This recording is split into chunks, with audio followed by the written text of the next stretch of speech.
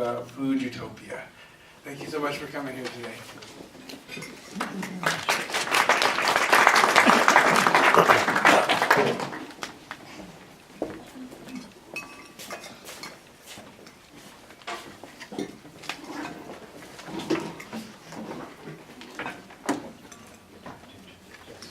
Thank you, Dwight. It's really great to be back here at ECM.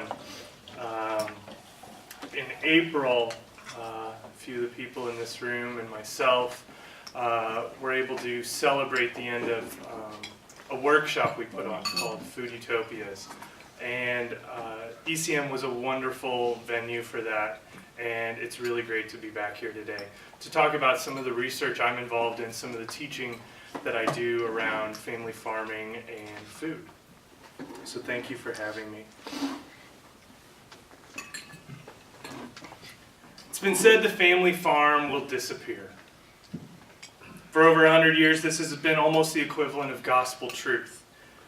Not a question beginning with if, but a certainty. It would simply be a matter of time. But then how are we going to feed the world? In the middle of Kansas and places like it, whether it's California or New Zealand, there's a deep and abiding concern for people not to go hungry. This is tied into an American attitude of leadership and excellence rolled out in various ways after World War II, in the form of food aid, technical assistance, especially in agriculture, John Deere tractors, agrochemicals, and pesticides. This development project, as Phil McMichael calls it, presumes that the U.S.'s technical brilliance will help the rest of the world modernize, to catch up, if you will. And it's part of that resistance to immigration today that we see. Don't come here. That's cheating. We'll travel on missionary trips with churches and USAID to help you there. Help you catch up. Plus, we have the capacity to grow enough food here that we can send it to you without worrying too much. We really care about feeding the world. Did you know that one Kansas farmer feeds over 150 people? So we have to make enough food so that they, the other, don't starve, much less showing up on our televisions with flies around their faces. I once had a girlfriend in high school. And the night we broke up, she left a box of everything I'd ever given her on my front lawn.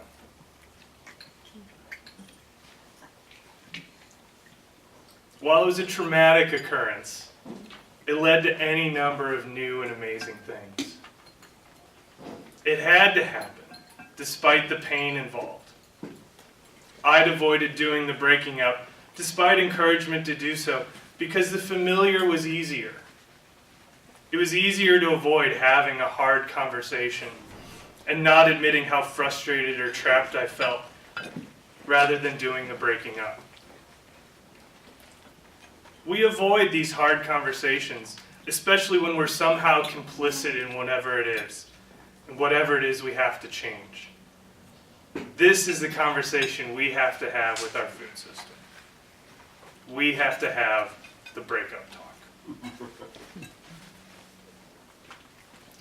In this story, our partner we need to break up with is the logic of Big Ag. The logic that assumes that farmers will disappear and that the economies of scale in food is the same as it is in other commodities.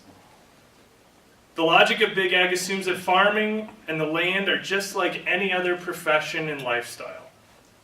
In addition to assuming that the growing, more like the coaxing of plants, fruits, vegetables, animals, and a livelihood, are just like car manufacturing or any other manufactured thing with the same logic. We've seen, along with our banking system, an epic proportion of our food system, supermarkets, distributors, growers, be concentrated into a smaller and smaller number of firms. What looks like diversity with all the different labels and companies are actually a smaller number of firms owning more and more different things. And there's a smaller number of ingredients, even though they look like a diversity in names that you can't explain or understand or pronounce. But most of them are just corn anyway. By some estimates, 76% of corn grown in the US is not directly used as food for people. Roughly 40% is turned into ethanol or biofuel, and another 30% is used to feed animals in confined feeding operations, whether they're hogs or cows. We're not actually growing food for people. Those of us in this room, we all have our pet issues around food. Whether it's Monsanto unfairly litigating farmers, or ADM and price fixing, or Cargill, Smithfield, slaughterhouses, CAFOs, immigrant labor, child labor, you name it. And we each have a boogeyman of big ag that we're mad about, that we're ticked off about, that we like to rant against, turn into mini monologues in our classes. We keep dropping hits about breaking up through our farmers markets, expanding organic purchases, continued battles over labels, and yet we avoid the big breakup talk. We have a fight and we keep going back. Because of this moral imperative to feed the world, we've let big ag become too big to fail. They own patents they have no intention of using.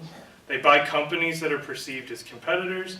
They shift legislation toward letting them control more and more. It's like a couple who moves in together, not because they really love one another, or they're going to get married, or they see themselves having children, but because rent will be cheaper, or the car payment will be easier, or they share a dog, or whatever it is. It's easier. It's just too hard to break up.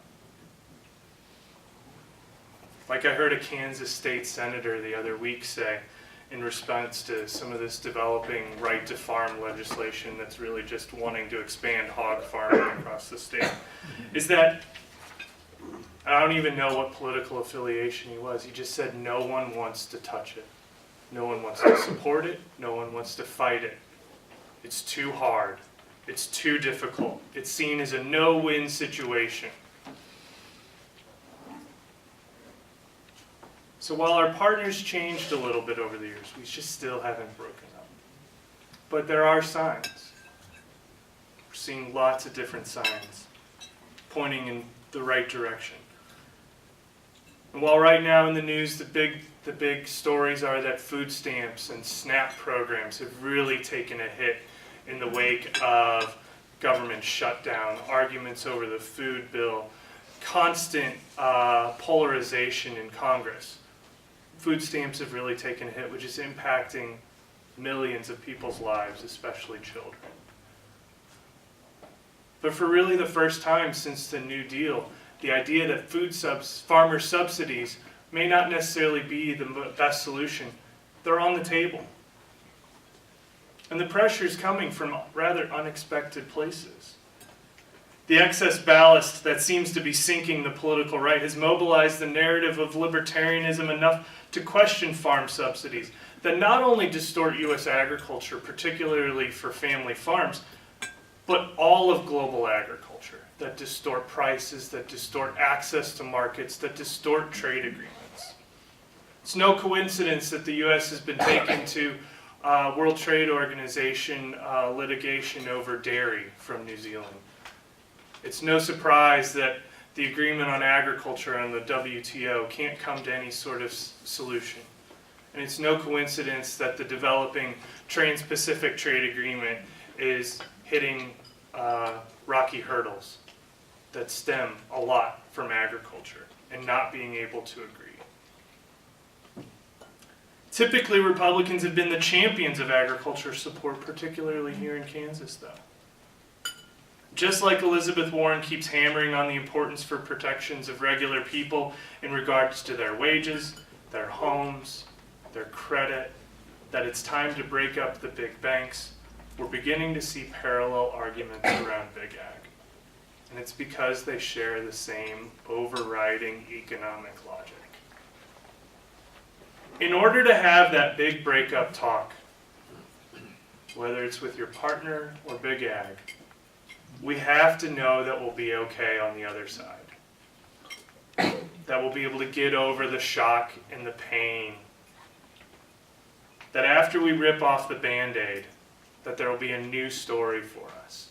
It's what Fred Kirschenman talks when he's talking about agriculture, that we need a new story for agriculture that's filled with hope and possibility. We need to know that there will be somebody else, or at least that we can pursue being our more true selves without that person that we break up with. And the same goes for food. And in this respect, though, Big Ag may never go away. They may be part of our circle of friends for a long, long time. We don't know what it's going to look like. And it's often that uncertainty that's the most painful. The reason why we avoid the big, hard conversation. Because we just don't know. We don't know what the future will look like. We don't know what it can look like. But we cannot let the uncertainty of the future paralyze our present. Which is why this new story of agriculture can be told in terms of food utopias. Myself and some friends in this room and friends around the world have been using this idea of food utopias, drawing on the stories of Thomas More's island that meant the good place and no place at the same time, the examples of the phalanxes of Charles Fourier, the musings of B.F. Skinner and Walden too, that they help us formulate an understanding of old stories while helping us draw up a new story, a new way forward filled with possibility. And there are different logics at play, and Food Utopias is meant to help us investigate not just the cash economy of food, the big ag, the concentration of firms, nor the sentimental foodiedom that values foie gras over people having access with their food stamps at the farmer's market.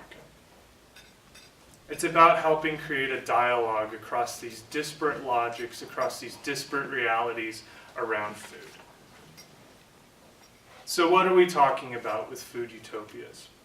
And for us, there are three separate aspects to it. The first is critique. And this is where we typically come at food and critiquing big agriculture. We critique the distortions of capitalism run amok in these ever-increasing concentrations of food firms, of the giant family farms, of hundreds to tens of thousands of acres in corn planted from boundary to boundary. This kind of critique is what we typically associate with political economy, Marxist analysis, and neoliberalism. This ideology of capitalist agriculture that will make family farms irrelevant is predicated upon cheap, often immigrant and child labor. It's predicated on the opening up of new markets, selling dairy products to Asia, and an economic logic that overshadows all other ways of understanding the world. Yes, there are many things going wrong in Big Ag. It's in that same spirit then that have many great utopian and dystopian stories. They were written as satires of their present age, as critiques. And that's a great way to understand the old story of agriculture. But how are we going to write a new story? So our second and third aspects involve what's happening, what's unfolding. So second, there's a focus on experimentation, on tinkering, on the possibilities of new forms and ways of doing agriculture. And some of this experimentation is just so old, it looks new. Organic farming and using compost is not a new idea. It's actually quite old. It's millennia old. But to some people it sounds, that's a great idea. Recycling waste to grow new food. And lastly, Food Utopias examines the how. What's the process of writing this new story and doing it? How do we incubate new ideas, those new experiments, long enough without them getting crushed because they did not achieve economies of scale fast enough? How do we get new products and new ideas to market when they evolve in western Kansas? How do we do that? How do we connect people doing new things?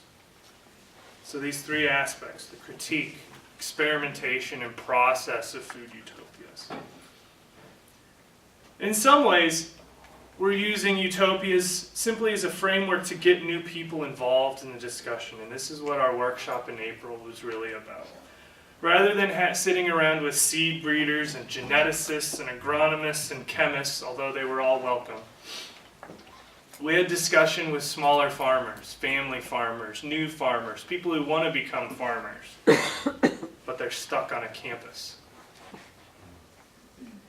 Advocacy and activist groups, gardeners, people who'd rather be farming, storytellers, science fiction writers, anthropologists, ecologists, and artists. Rather than a narrow logic about what food is, we helped open up the idea of what food could be. Like the adage attributed to the anthropologist Claude Lévi-Strauss, that food is good to think with. Utopias are fun to think with. The stories of H.G. Wells, William Godwin, Charlotte Perkins Gilman, and Ursula Le Guin give us new ways to think about how to live in the world. They've also given rise to examples of intentional communities and communes that try out these ideas, where food plays a crucial role. Who grows the food and how? Who prepares it? Who cares for the children while we're making that communal meal?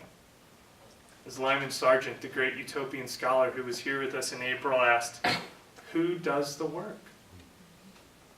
Who's going to do the work? And the answer is all of us. All these calls for greater democratization in food and politics, they necessarily call us to the table, both metaphorical and in reality. Utopian stories and intentional communities challenge our day-to-day life of business as usual, often in unconventional ways. Restrictions on child labor started out as fiction. So too did universal health care and credit unions. Switzerland's debating a universal wage right now.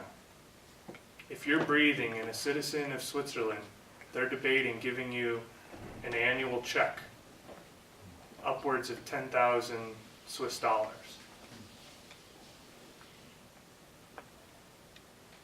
The utopian can become reality. So what kinds of things are we talking about with food utopias? And so I want to talk about three areas of the research that I've been doing and hope to be doing. The project that I'm getting really excited about, working with some of the people in this room, is about beginning farmers, about young people, older people, people starting new careers that have retired and now own land, that are challenging the logic that the family and the small farmer will disappear because it's simply economically irrelevant. It's not just sons and daughters of people that are entering agriculture for the first time. It's people who are part of what we crassly call the creative class that are saying, that's not good enough. It's people that are saying, you know what? I don't need to make a lot of money. I want to farm. I want to grow food. I want to raise animals. I want to live in the country. Our lives can look very different. And there are people that know that about themselves, and they're trying admirably, sometimes failing miserably, but they're trying.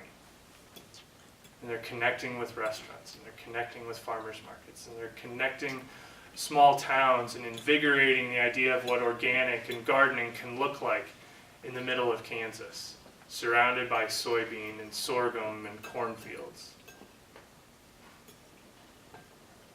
In spite of the economics and pundits that declare small family agriculture dead, there are people entering willingly, knowingly, knowing the challenges, and doing it with patience and passion.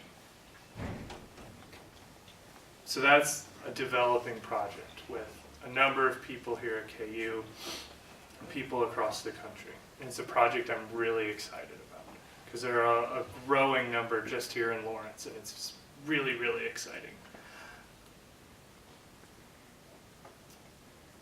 One of the projects, one of the topics I've been researching for 8 or 9 years now is around the Catholic worker movement, which is where I feel a real affinity being here at the ECM talking about this today. The Catholic worker movement behind Dorothy Day, Peter Morin, started out in the middle of the Great Depression as a way of doing that didn't see government or business stepping in to help in fast enough, and said, if we're going to change things, if we're going to help laborers, if we're going to help workers, if we're going to help the people that are getting evicted out of their homes because they lost their job, we have to do something. So they started a newspaper documenting those evictions, documenting those strikes when other people wouldn't, when other journalists wouldn't. And when that wasn't enough, they invited the unemployed men to come in and get a cup of coffee and then a bowl of soup, and then offered them a jacket. And it's turned into over 200 houses of hospitality around the country, and anywhere between 20 and 30 small communal farms around the world. They've had this focus on what it means to live in the world in a way that was just and peaceful and nonviolent since the 30s. Witnessing of how you can live in the world. In February, I was able to attend the first National Catholic Worker Farm Gathering. These activists and farmers sitting around talking and telling stories about Dorothy Day and of other activists and Catholic workers that they've known, but also sitting down and talking about what kinds of heirloom varieties did you grow last year? What seed company are you using? How do you build a hoop house without it collapsing? These are not conversations that are typical to Catholic worker houses around the country. So there is hope. There are conversations happening all over the world. When I lived in New Zealand during my postdoc, before I came here to Lawrence, I was lucky enough to visit a Catholic worker farm in the very far north of that beautiful, beautiful country. They lived and have lived as a family. The patriarch and the grandmother moved there in the mid-70s, and they live in almost what you would describe as an Edenic river valley. You could have written the story of the Garden of Eden from Genesis about this place.